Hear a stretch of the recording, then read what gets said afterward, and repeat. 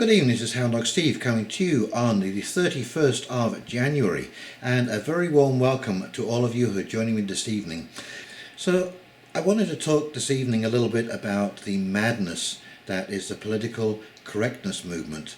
And in a way, although this is absolutely crazy, I'm actually glad that some of these things are coming out, because they are really good identifiers as to what this movement is and where this movement will eventually end up. So this is a story about a chap who went into a restaurant in Phoenix, Arizona, and on the wall was a picture of some miners. And of course they are absolutely black as coal, as miners were. It was a terribly filthy job, and this chap complained that what he saw was blackface. Okay, so he complained to the management, caused an absolute stink about it, and of course it's being picked up by the general media, along with another story about Mary Poppins. Now, I don't know if you remember this Julie Andrews movie, but she plays a governess to two children, and she ends up going on a date with a chimney sweep, and she goes up a chimney, and of course she ends up getting covered with coal dust. Now, this has been deemed as racist as well. This is absolutely insane, especially when you take it in connection, with the song Baby It's Cold Outside, and also Rudolph the Red-Nosed Reindeer is now apparently bullying.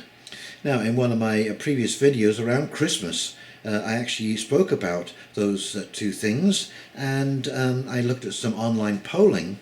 And it would seem that around about 96% of the population are still sane and find that there is absolutely nothing offensive about Rudolph, about Baby It's Cold Outside, and I'm sure that those 97% would equally look at the picture that I'm about to show you and see dirty coal miners coming out of a coal mine. And I almost think it's some kind of a playing into the white privilege kind of narrative, okay, because these miners were absolute slaves underground. It was a terrible job.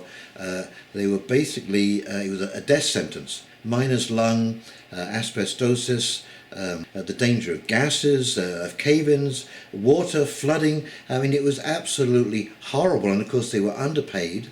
They were no different from slaves, but of course because they were white, they must have had white privilege somehow, and how could they be possibly thought of as slaves in their own right? And what about the coffin ships bringing people across the Atlantic from Britain and Ireland to America?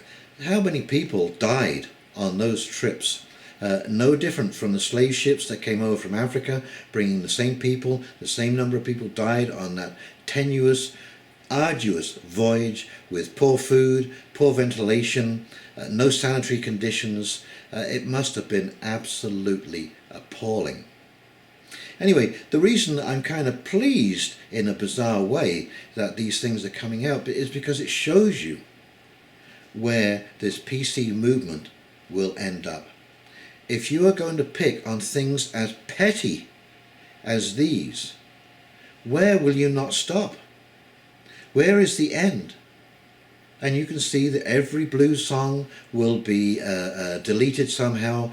Books will be burnt because everything is insulting. There will be nothing that is good. Everything is evil. And, we will actually eventually end up, and I think we're almost there right now, where, you avoid deep conversations with people because a deep conversation might bring up some inconvenient things that are going on. Anyway, let's just take a quick brief look at this article, and then I'll come back and we'll do a quick wrap up. Okay, here we go. Okay, from the Federalist, this is the offending picture, and you can see these are coal miners. They are not playing a game. They're not doing blackface out of any kind of racist sentiment, and of course you can tell by the clothing and by the backdrop here just how old this is. And I love the heading here. Newspaper publishing stupid hot takes is why we can't have national discussions. Is there any American newsroom left that has the good sense not to publish outlandish opinions on hot button issues? Have they considered whether this is poisoning our discourse? On Monday, azcentral.com published an op-ed titled "Phoenix Restaurant says this is a photo of our coal miners, but I see offensive blackface." I won't link to the story for reasons that will become obvious soon. The photo in question is a somewhat famous depiction of Welsh coal miners circa 1910. And here we go, Washington Examiner, "Everything is Racist, Mary Poppins edition." And here we go, the lovely Julie Andrews. Mary Poppins and a nanny's shameful flirting with blackface. Julie Andrews' soot-covered face in the 1964 film Mary Poppins stems from racial caricatures in books. Come on, I had only been kidding. The author of the Times op-ed, Daniel Pollock Pelsner, writes that one of the more indelible images from the 1964 film is when Mary Poppins gamesly applies soot to her face for a dance number involving her wards, the soot-covered Jane and Michael, and group of similarly soot-covered chimney sweeps. Now, actually, as I recall, what happened is that Mary Poppins' boyfriend is a chimney sweep, and the two wards go up the chimney, and Mary Poppins sticks her head up the chimney to call the children down, and soot falls on her face, and just before the dance scene she looks in the mirror and she tries to correct her makeup, as is common for women in that day, and of course she sees that she can't do it. It's got nothing to do with blackface. So, as I said, I'm glad that this stuff is coming out, that we can see how foolish it all is, and just how bad and how dark the place is that these people want to take us. Everything will be banned. Trust me, you can see it right now. If you're going to ban this, everything will be banned. Every conversation will be banned. Because every conversation is hurting somebody somehow, offending somebody somehow, not including somebody somehow. So I hope that we all wake up in time to just cast this aside and get on with what we were doing, which is getting along with each other. So we have to ask ourselves just how much more Orwellian can this actually become? How much more dystopian can this actually turn out to be? We are turning things upside down, inside out, back to front. And of course we've had our first face crime from the young man from the Covington High School that was on the Lincoln Memorial steps. I had the confrontation with the native chap who was drumming, and he simply smirked. And now he's getting death threats. The school has been threatened with firebombing, all kinds of pretty disgraceful language and threats against this school and this young man. And I saw the video. I didn't see anything untoward going on here, other than he was standing on the steps and this native guy walked up to him and stood right in his face and drummed. You could see that the kid just didn't know what the heck to do or where to go, and so I think he did what any other kid would have done out of embarrassment, is just try and smile and hope that nothing comes of it.